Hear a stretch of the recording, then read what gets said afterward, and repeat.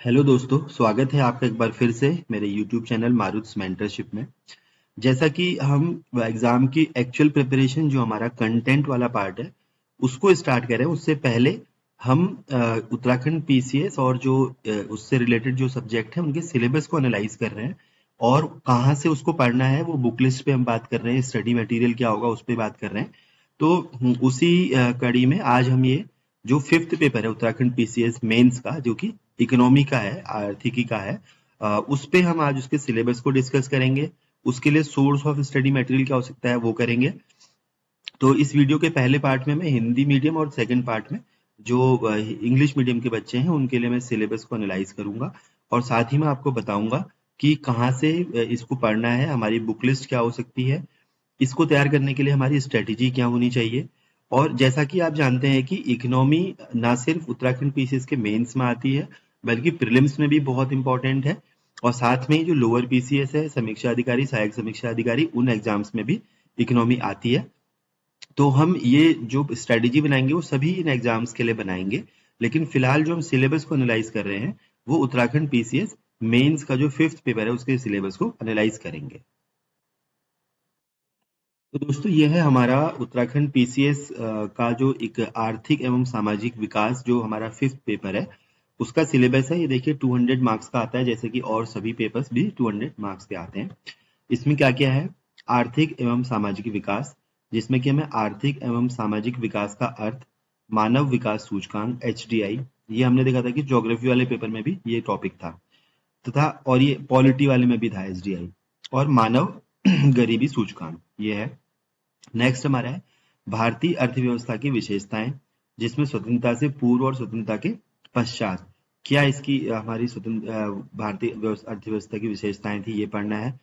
भारत की जनगणना, जिसमें सामाजिक एवं आर्थिक विशेषताएं, जनसंख्या वृद्धि एवं आर्थिक विकास, भारत के आर्थिक एवं सामाजिक विकास में महिलाओं की भूमिका। ये बड़ा बड़ा मतलब यूनिक टॉपिक है। इवन मतलब यूपीएससी के सिलेबस में भी ये टॉपिक नहीं दिया हुआ है। तो ये भारत के आर्थिक एवं सामाजिक विकास में महिलाओं की भूमिका, ये बहुत आपको इसको पढ़ना है। ये कहीं बुक में भी नहीं मिलेगा, इसको आप न्यूज़पेपर से या और अलग अलग सोर्सेज से आपकी जो अपनी नॉलेज है उससे ही आप कर सकते हैं। भारतीय समाज पर वैश्वीकरण का प्रभाव, गरीबी एवं विकास ये एक इंपॉर्टेंट टॉपिक है। गरीबी रेखा तथा भारत में गरीबी उन्मूलन के कार्यक्रम, ग्रामीण एवं सामाजिक विकास योजनाएं, जिसमें कल्याण एवं विकासात्मक कार्यक्रम, स्वयं सहायता समूह, मनरेगा तथा समुदाय शक्ति संरचना, धारणी विकास एवं समावेशी वृद्धि, ये एक हमारा इंक्लूसिव ग्रोथ का ये कॉन्सेप्ट है। फिर राष्ट्रीय आय की मापन एवं संरचना, कैसे उसे मापा जा सकता है और उसकी संरचना क्या है। भारत में क्षेत्रीय एवं आय विषमताएं, इन्हें दूर करने के सरकारी प्रयास, ये हमारा क्या है, जनरल जो इकोनॉमी है, मैक्रो इकोनॉमी, उसका एक टॉपिक है। सेकंड हमारा देखिए भारतीय कृषि एवं उद्योग, एग्रीकल्चरल इंडस्ट्री वाला टॉपिक है। इसमें क्या है, भारतीय आर्थिक विकास में कृषि की भूमिका, जिसमें कृषि उद्योग एवं सेवा क्षेत्रों में अंतर संबंध, कृषि की समस्याएं, जिसमें भूमि सुधार, मृदा उर्वरता, साख पूर्ति, नाबार्ड, कृषि आर्थिक सहायताएं एवं न्यूनतम समर्थन मूल्य आदि इसके बारे में पढ़ना है। फिर है सार्वजनिक वितरण प्रणाली, जिसमें उद्देश्य, कार्य एवं खाद्यान्न सुरक्षा, औद्योगिक विकास एवं संरचना, जिसमें सार्वजनिक, निजी एवं संयुक्त क्षेत्र, औद्योगिक रुग्णता, सूक्ष्म, लघु एवं मध्यम उद्यमों का महत्व, आर्थिक विकास का सार्वजनिक निजी साझेदारी प्रारूप, ये हमारा क्या है, इसमें औद्योगिक विकास और उसकी संरचना का टॉपिक है। फिर अगला है हमारा औद्योगिक विकास में विदेशी पूंजी एवं बहुराष्ट्रीय निगमों की भूमिका, नई आर्थिक बहुराष्ट्रीय निगम इसमें वर्ड लिखा हुआ है नई आर्थिक नीति का कृषि उद्योग एवं विदेशी व्यापार पर प्रभाव क्या होगा। फिर है हमारा अगला टॉपिक नियोजन एवं विदेशी व्यापार, 1951 के पश्चात भारत में नियोजन, जिसके में हमें क्या पढ़ना है, उद्देश्य एवं उपलब्धियां, बाजार आधारित एवं नियोजित अर्थव्यवस्थाएं, एक तुलनात्मक दृष्टिकोण, भारत का विदेशी व्यापार, क्या उसकी मात्रा है, क्या संरचना है और क्या उसकी दिशा है। ये तीनों चीजें इसमें पढ़नी है, मात्रा भी, संरचना भी। संरचना मतलब स्ट्रक्चर, इसमें क्या क्या हमारे एक्सपोर्ट होते हैं, क्या इंपोर्ट होते हैं, ये इसमें पढ़ना है। और दिशा, क्या क्या डायरेक्शन है, मतलब किस वर्ल्ड के किस एरिया में किस देश से हमारा किस चीज का व्यापार होता है। निर्यात संवर्धन एवं आयात प्रतिस्थापन, ये हमारा अगला टॉपिक है। कैसे हम निर्यात को बढ़ाएं और कैसे जो आयात हो रहा है उसको हम कम करें या कहें कि उसकी जगह हम रिप्लेसमेंट करें उसका। भुगतान संतुलन एवं अवमूल्यन, ये भी एक टॉपिक है। विश्व व्यापार संगठन, बौद्धिक संपदा अधिकार के पहलुओं से संबंधित व्यापार, जिसमें हमें ट्रिप्स के बारे में पढ़ना है। व्यापार से संबंधित निवेश के उपाय, ट्रिम्स है। फिर विश्व बैंक, अंतरराष्ट्रीय मौद्रिक कोष, जिसमें कि हमें IMF के बारे में पढ़ना है, एवं एशियन विकास बैंक, जिसमें ADB के बारे में पढ़ना है। सार्वजनिक वित्त एवं मौद्रिक प्रणाली, जिसमें हमें राज्य एवं केंद्र सरकारों के आय के क्या स्रोत हैं वो पढ़ने हैं। कराधान, सार्वजनिक व्यय एवं सार्वजनिक ऋणों के प्रभाव, आंतरिक एवं बाह्य ऋण, प्रत्यक्ष एवं अप्रत्यक्ष कर, डायरेक्ट एंड इनडायरेक्ट टैक्सेस। फिर हमारा अगला देखिए क्या है, बजटीय घाटा, जिसमें हमें राजस्व प्राथमिक एवं राजकोषीय उत्तरदायित्व एवं बजट प्रबंधन अधिनियम, राजकोषीय नीति, केंद्र राज्य वित्तीय संबंधी एवं अद्यतन वित्त आयोग, ये पढ़ना है। फिर हमारा है मौद्रिक प्रबंधन, जिसमें मौद्रिक नीति, साख निर्माण एवं साख नियंत्रण के बारे में पढ़ना है। भारतीय मौद्रिक प्रणाली, जिसमें हमें भारतीय रिजर्व बैंक RBI एवं व्यापारिक बैंकों का भारतीय अर्थव्यवस्था में भूमिका। ये हमारा क्या है, जनरल इकोनॉमी, जो बेसिकली हम जिसे मैक्रो इकोनॉमी बोलते हैं, उसके क्या है टॉपिक्स है। अब जो हमारा इसका जो सेकंड पार्ट है सिलेबस का, वह है उत्तराखंड की अर्थव्यवस्था। इससे भी एग्जाम में काफी पूछता है। इसमें क्या क्या है, राज्य की अर्थव्यवस्था की प्रमुख विशेषताएं, उत्तराखंड राज्य की अर्थव्यवस्था की प्रमुख विशेषताएं क्या है। फिर प्राकृतिक संसाधन, जल, वन, खनिज आदि सभी जो हमारे नेचुरल रिसोर्सेज हैं उसके बारे में पढ़ना है। फिर है आधार संरचना, ये बेसिकली आधारभूत संरचना यहाँ पर होना चाहिए था इसको, जिसमें भौतिक, इसमें क्या क्या आएगा, सड़क, रेल एवं वायु यातायात के बारे में हमें पढ़ना है। उसके बाद संस्थात्मक संरचना, जिसमें मतलब इंस्टीट्यूशनल, जिसमें बैंक, स्वयं सहायता समूह, शिक्षा, ऊर्जा, संचार, स्वास्थ्य आदि, मतलब ये सोशल स्ट्रक्चर की बात कर रहा है। राज्य की आर्थिक रूपरेखा, जिसमें राज्य घरेलू उत्पाद और उसके अव्यय, प्रति व्यक्ति आय के प्रमुख स्रोत क्या हैं, कृषि, वन उत्पाद, जल विद्युत परियोजनाएं, पर्यटन आदि, ये हमारा क्या है उत्तराखंड से रिलेटेड टॉपिक्स हैं। उसके बाद क्या है, देखिए ये भी उत्तराखंड का हमें क्या पढ़ना है, औद्योगिक विकास, मतलब उत्तराखंड में औद्योगिक विकास, उसकी क्या क्या समस्याएं हैं, क्या संभावनाएं हैं।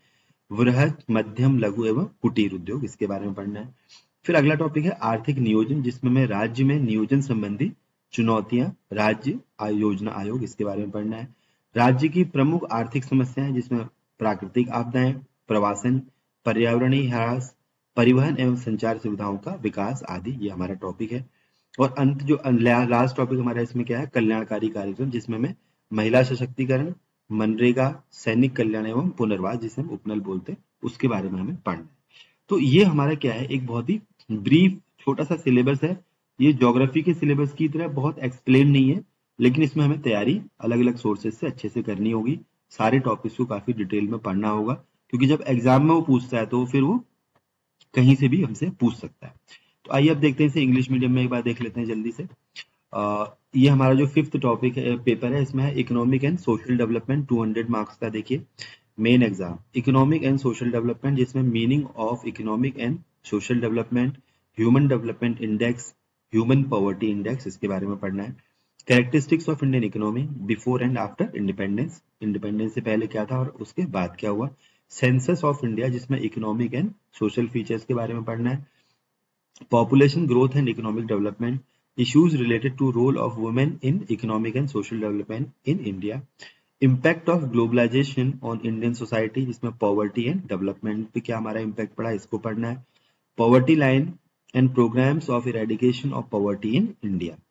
अब poverty line का कॉन्सेप्ट तो खैर काफी पुराना हो गया, लेकिन फिर भी सिलेबस में तो हमें इसे पढ़ना है। और उसे गरीबी उन्मूलन, मतलब पॉवर्टी के इरेडिकेशन के लिए क्या क्या प्रोग्राम्स गवर्नमेंट ने चलाए हैं वो देखने हैं। Schemes for rural and social development, जिसमें welfare and developmental programmes including self help groups, MNREGA and community power structure, ये पढ़ना है। फिर देखिए हमारा अगला है sustainable development and inclusive growth, इसके बारे में पढ़ना है। National income measurement and composition, regional imbalances and income inequalities in India, जिसमें steps taken by the government to reduce it, जो हमारे रीजनल इम्बैलेंसेज हैं, इनइक्वालिटीज हैं, उन्हें कम करने के लिए गवर्नमेंट की क्या क्या पॉलिसीज हैं, क्या स्टेप्स लिए हैं, वो पढ़ने हैं। ये काफी वाइड होगा, हालांकि ये हमारी बुक्स में ऐसे का ऐसा ही टॉपिक दिया हुआ है जो अभी आपको बुक सजेस्ट करूंगा। इंडियन एग्रीकल्चर एंड इंडस्ट्री, इसमें role of agriculture in Indian economic development, inter relationship between agriculture industry and service sector. बहुत ही देखिए ये जो टॉपिक है कितना एनालिटिकल टॉपिक है ये, कि एक तो आपको इंडिया के इकोनॉमिक डेवलपमेंट में एग्रीकल्चर जो कि हमारा कोर इकोनॉमिक एक्टिविटी है हमारी, एटलीस्ट आज भी इन टर्म्स ऑफ एम्प्लॉयमेंट तो एग्रीकल्चर सबसे इंपॉर्टेंट है। और दूसरा इंटर रिलेशनशिप एग्रीकल्चर का इंडस्ट्री और सर्विस सेक्टर, इन तीनों सेक्टर्स में आपस में क्या रिलेशनशिप है, इंटर रिलेशनशिप, ये पढ़ना है इसमें। प्रॉब्लम्स ऑफ एग्रीकल्चर, क्या क्या लैंड रिफॉर्म्स जो हमारे, चाहे हम जमींदारी उन्मूलन की बात करें या फिर लैंड कंसोलिडेशन की बात करें, रेंट में क्या क्या रिफॉर्म्स आए थे उसकी बात करें, वो है टॉपिक। फिर है सॉइल फर्टिलिटी, क्रेडिट सप्लाई जिसमें हमें national bank for agricultural and rural development NABARD के बारे में पढ़ना है। फार्म सब्सिडीज, अब इसमें आप ये देखो पूरा आपका जो हमारा WTO की फार्म सब्सिडीज है वो भी इसमें हमें पढ़नी होंगी। एंड मिनिमम सपोर्ट प्राइसेस इसे एक्सेट्रा बोलती है। फिर देखिए अगला टॉपिक है public distribution system, objectives, functioning and issues of food security. इसमें आपको फूड सिक्योरिटी एक्ट के बारे में भी पढ़ना होगा। इंडस्ट्रियल ग्रोथ एंड स्ट्रक्चर, जिसमें आप public, private and joint sector के बारे में पढ़ना है। इंडस्ट्रियल सिकनेस, ये हमारा बेसिकली 90s से पहले का जो टॉपिक था इंपॉर्टेंट, अभी भी थोड़ा बहुत होती है लेकिन मेनली तभी का है। इसमें हमें ये भी देखना है कि इंडस्ट्रियल सिकनेस से जब हो जाती है तो लेबर जो राइट्स हैं, जो लेबर के जो इंटरेस्ट हैं, वहां पे जो वर्कर्स हैं, उसके लिए क्या क्या प्रोविजंस हैं, ये भी इसमें पढ़ने होंगे। Importance of micro, small and medium enterprises, MSME, PPP model of economic development, public private partnership, मतलब उसको भी हमें पढ़ना है। Role of foreign capital and multinational corporation in industrial development, new economic policy, its impact on agriculture, industry and foreign trade. अगला हमारा देखिए क्या है, प्लानिंग एंड फॉरेन ट्रेड, जिसमें हमें इंडियन प्लानिंग सिंस 1951, ये 5 ईयर प्लान और जो एनुअल प्लान जो होते हैं वो इसमें पढ़ने। Objectives and achievements, market driven and planned economy, a comparative view.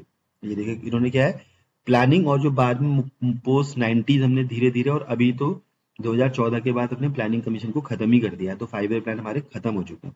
तो इसके हमें जो मार्केट ड्रिवन इकोनॉमी और जो प्लान्ड इकोनॉमी, उनके बीच में कंपैरेटिव व्यू, एनालिटिकल, बहुत ही ज्यादा एनालिटिकल टॉपिक है। इंडिया फॉरेन ट्रेड, जिसमें हमें वॉल्यूम, कंपोजिशन एंड डायरेक्शन, 3 चीजों के बारे में पढ़ना है। Export promotion and import substitution, किस तरीके से हम एक्सपोर्ट को प्रमोट करेंगे और इंपोर्ट को सब्सटीट्यूट करेंगे।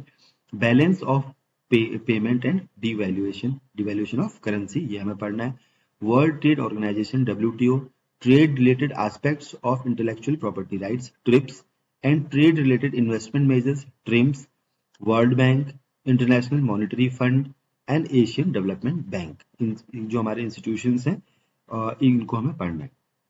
फिर हमारा अगला टॉपिक है public finance and monetary system, sources of income of state and central government, effect of taxation, public expenditure on public debt, internal and external debt, direct and indirect taxes, ये पढ़ना है।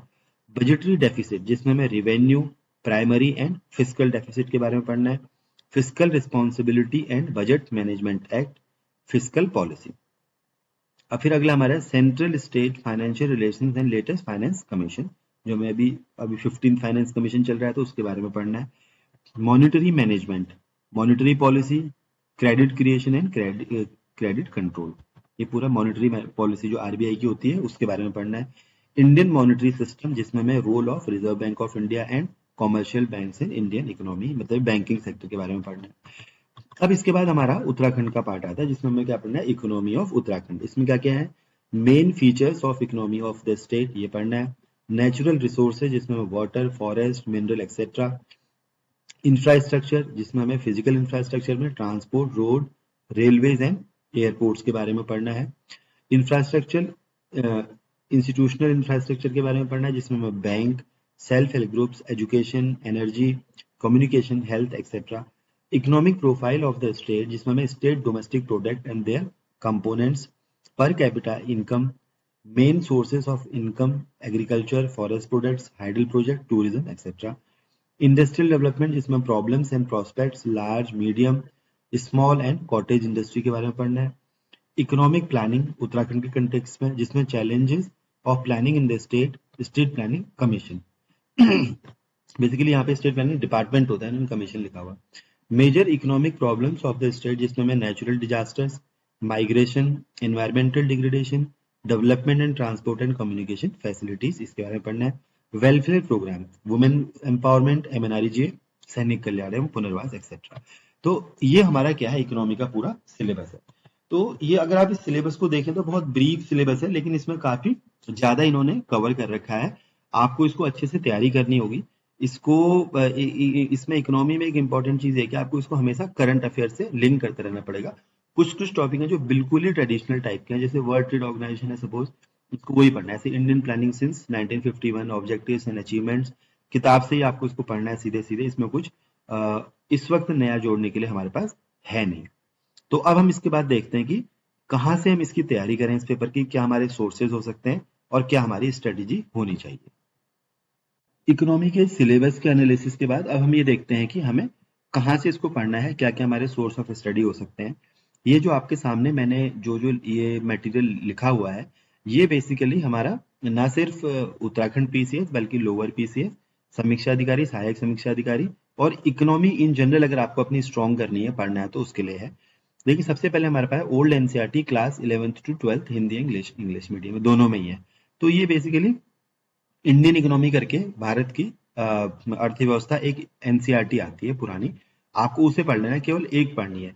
यदि आप अपने थोड़े कॉन्सेप्ट क्लियर करना चाहते हैं, जैसे कि मैक्रो इकोनॉमी के की जीडीपी क्या होता है, ये करना चाह रहे हैं, तो आप एक क्लास 10th की 9th और 10th में जो मैक्रो इकोनॉमी और माइक्रो इकोनॉमी दो किताब आती हैं, उसमें आप माइक्रो इकोनॉमी मत पढ़िएगा, मैक्रो इकोनॉमी आप पढ़ सकते हैं। तो उसे भी आप पढ़ सकते हैं, लेकिन ये जो हमारी 11th और 12th में जो एनसीईआरटी है, उससे आप जरूर पढ़ लें, जिसमें इंडियन इकोनॉमी का एक हमारा टॉपिक है। उसके बाद लेकिन जो मेन किताब है उत्तराखंड पीसीएस के लिए, खास तौर से लोअर के लिए भी और सब इन एग्जाम्स के लिए, उत्तराखंड बेस्ड जो एग्जाम है उनके लिए, मिश्रा और पुरी, मिश्रा एंड पुरी की जो इंडियन इकोनॉमी की किताब है, भारत की अर्थव्यवस्था, मिश्रा एंड पुरी, ये हिंदी और इंग्लिश मीडियम दोनों में है। या तो आप इसे पढ़ लें, या आप रुद्रदत्त एंड सुंदरम की किताब आती है वो भी पढ़ सकते हैं, लेकिन दोनों में से आपने एक ही पढ़नी है। या तो आप मिश्रापुरी पढ़ें या आप रुद्रदत्त एंड सुंदरम में से किसी एक को पढ़ें, उसके अलावा आपको बुक्स की ज्यादा जरूरत नहीं पड़ेगी। तो इन जो ये हमारा जो सिलेबस है आप देखेंगे वो मिश्रापुरी पूरी तरीके से कवर कर लेता है। तो आप एक एनसीईआरटी पढ़ लें, एक मिश्रा एंड पुरी पढ़ लें, ज्यादा किताबें पढ़ने की इसमें जरूरत नहीं है। लेकिन जो कि मैंने आपसे जैसे पहले कहा था कि ये करंट अफेयर से बहुत ही लिंक पेपर है, तो आपको इसमें करंट अफेयर से अपडेट करता रहना पड़ेगा। तो आपको क्या पढ़ना है, एनुअल जो बजट आता है इंडिया का और उत्तराखंड का, ये हिंदी और इंग्लिश मीडियम दोनों में आता है। और उत्तराखंड बजट तो बेसिकली हिंदी मीडियम में ही आता है, इंग्लिश में नहीं आता। लेकिन जो मेरी बुक है उसमें मैं उसको इंग्लिश में भी देता हूँ हर साल, हर अपडेटेड वर्जन में। तो आप क्या कर सकते हैं, बजट को आपको पढ़ना है हर साल, इंडिया का भी उत्तराखंड का भी। दूसरा, आपको इकोनॉमिक सर्वे पढ़नी है। इकोनॉमिक सर्वे में आपको उत्तराखंड और इंडिया की जो गवर्नमेंट ऑफ इंडिया की और उत्तराखंड की जो इकोनॉमिक सर्वे एनुअली आती है, उत्तराखंड में अभी पिछले 2-3 सालों से हिंदी में ही आ रही है, पहले इंग्लिश में भी आया करती थी, अभी केवल हिंदी में आ रही है। हालांकि इकोनॉमिक सर्वे का पूरा एक निचोड़ जो है वो मैं अपनी बुक में भी देता हूँ, तो यदि आप चाहें तो उसको पढ़ें, या आप चाहें तो उस किताब से भी पढ़ सकते हैं। तो इकोनॉमिक सर्वे दोनों हिंदी और इंग्लिश मीडियम में आती है, वो आपको पढ़नी है। उसके बाद उत्तराखंड बेस, उसके लिए इंग्लिश में आपको एक कॉम्प्रिहेंसिव स्टडी ऑफ उत्तराखंड, ये आप पढ़ सकते हैं। विंसेर ईयर बुक में इकोनॉमी बहुत ज्यादा नहीं देता है वो, लेकिन फिर भी आप इसको रेफर तो कर ही सकते हैं। परीक्षा वाणी में भी एनालिटिकल बहुत नहीं है, लेकिन फैक्ट है, तो आप इसे पढ़ सकते हैं परीक्षा वाणी। और उत्तराखंड का समग्र अध्ययन बलौदी जी की बुक है, उसमें भी एक बेसिक आपको उत्तराखंड की इकोनॉमी के बारे में दे रखा है। यहाँ पर एक हमारी बड़ी प्रॉब्लम हिंदी और इंग्लिश मीडियम दोनों बच्चों के लिए आती है कि इंग्लिश मीडियम में तो चलिए फिर भी, क्योंकि मैंने अपनी बुक में इकोनॉमी को काफी कवर कर लिया है, लेकिन हिंदी मीडियम में एनालिटिकल इकोनॉमी की अभी हमें थोड़ी कमी है। मतलब फैक्चुअल आपको बहुत मिल जाएगा परीक्षा वाली में भी, और भी 2-3 किताबें हैं, ये बलौदी जी वाली में भी, और भी बुक्स में आपको फैक्चुअल चीजें तो मिल जाएंगी। बलौदी जी वाली में फिर भी थोड़ा एनालिटिकल भी दे रखा है इकोनॉमी का, लेकिन जब वो एक्चुअल में बहुत एनालिटिकल जैसे सिलेबस हमारा है, वो हमें थोड़ी सी दिक्कत होती है। तो आपको ये जो हमारी इकोनॉमिक सर्वे है, या अपना खुद ही आपको इसको एनालाइज करके उस चीजों को भी कवर करना पड़ेगा। तो इंडिया जो इकोनॉमी वाला पेपर है उसके लिए इतनी बुक्स पढ़ना काफी है, लेकिन मैं आपको फिर एम्फेसाइज करूंगा कि करंट अफेयर से चीजों को अपडेट करते रहें, क्योंकि हमारे न्यूज़पेपर्स में और उसमें काफी कुछ कॉन्सेप्चुअल चीजें भी आती हैं, तो आप इसको अपडेट करते रहें। इसमें एक बड़ी चीज ये होती है कि हमें टर्म्स की बड़ी नॉलेज होनी चाहिए, जैसे कि जीडीपी क्या होता है, रेपो रेट क्या है, रिवर्स रेपो रेट क्या है, उसके बाद हमारे पास स्टॉक्स क्या होते हैं, डिबेंचर्स क्या होते हैं। तो वो क्या करता है, कई बार हमसे प्रीलिम्स में भी मेंस में भी इनकी डेफिनेशन पूछता है। तो मैं आपको बताना चाहूंगा, एक डिक्शनरी आती है, डिक्शनरी ऑफ इकोनॉमी करके, ऑक्सफोर्ड की आती है वो। तो आप चाहें तो उसको ले सकते हैं। डिक्शनरी वो हिंदी और हिंदी मीडियम में भी है, इंग्लिश मीडियम में भी है। तो यदि वो डिक्शनरी आप ले लेंगे तो आपको उसको पूरा याद नहीं करना है, लेकिन जब आप न्यूज़पेपर पढ़ें या बुक्स पढ़ें और इकोनॉमी का कोई टर्म आपको समझ में ना आ रहा हो, तो आप उस बुक को रेफर कर लें, डिक्शनरी को, जिससे कि आपको क्या हो जाएगा, वो टर्म समझ में आ जाएगा, आप उसे कर सकते हैं। जैसे मतलब स्टॉक मार्केट है, उसका कमोडिटी मार्केट है, ऐसे कई सारे टर्म्स होते हैं जो हमें बुक्स में या कहीं भी हमारे इकोनॉमिक सर्वे में लिखे रहते हैं, लेकिन हमें वो समझ में नहीं आते। तो आप वो ऑक्सफोर्ड की जो डिक्शनरी है उसको ले सकते हैं। अदरवाइज आज के टाइम पे तो इंटरनेट में भी सब डेफिनेशंस अलाउड है, मतलब अवेलेबल है। आप क्या करें, जैसे ही आपको इकोनॉमी में ध्यान ये रखना है कि आप उसे बाईपास ना करें। जैसे आपको एक टॉपिक, कोई भी एक कॉन्सेप्ट मिला या कोई भी एक चीज मिली जो आपको समझ में नहीं आ रही, तुरंत उसे डीपली जाके पढ़ लें, क्योंकि कई बार प्रीलिम्स में भी मेंस में भी उन डेफिनेशंस को पूछता है। और यदि वो डेफिनेशंस हमें नहीं आएंगी तो हम उसको आगे कॉन्सेप्ट को समझ भी नहीं पाएंगे।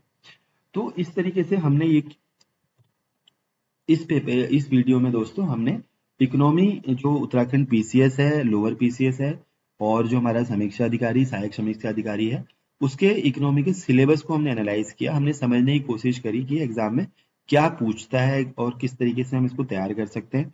हमने इसका क्या स्टडी मटेरियल हो सकता है, क्या बुक लिस्ट होती है, वो देखी। तो मुझे उम्मीद है कि ये आपको हेल्प करेगा। मैं एक बात आपको बताना चाहता हूँ कि अभी हम सिर्फ ये स्टार्ट करना चाह रहे हैं, और मैंने आपको पहले बोला था कि बिना सिलेबस और प्रीवियस ईयर क्वेश्चन पेपर्स को पढ़े हुए आप एग्जाम की तैयारी शुरू नहीं कर सकते। तो इसीलिए हम क्या कर रहे हैं कि सिलेबस को एनालाइज कर रहे हैं। हमें पता होना चाहिए कि एग्जाम में क्या हमारा सिलेबस है, क्या आता है, कहाँ कहाँ से पूछ सकता है। इसके लिए सिलेबस की स्टडी बहुत जरूरी है। तो दोस्तों आप बने रहिए, आगे भी और अच्छे अच्छे वीडियोस आएंगे। जल्दी हम एक करंट अफेयर्स की सीरीज भी शुरू कर रहे हैं, करंट अफेयर्स दिस वीक, मतलब हर हफ्ते की जो हमारी समसामयिक करंट अफेयर्स के इवेंट होंगे, उनके लिए मैं एक हर संडे को एक वीडियो अपलोड किया करूंगा, जिसमें उस हफ्ते की करंट अफेयर्स का वीडियो होंगे। तो मुझे उम्मीद है आपको इन सब चीज़ों से फायदा मिलेगा, आपकी प्रिपरेशन में हेल्प होगी। तब तक के लिए आप जुड़े रहिए। All the best.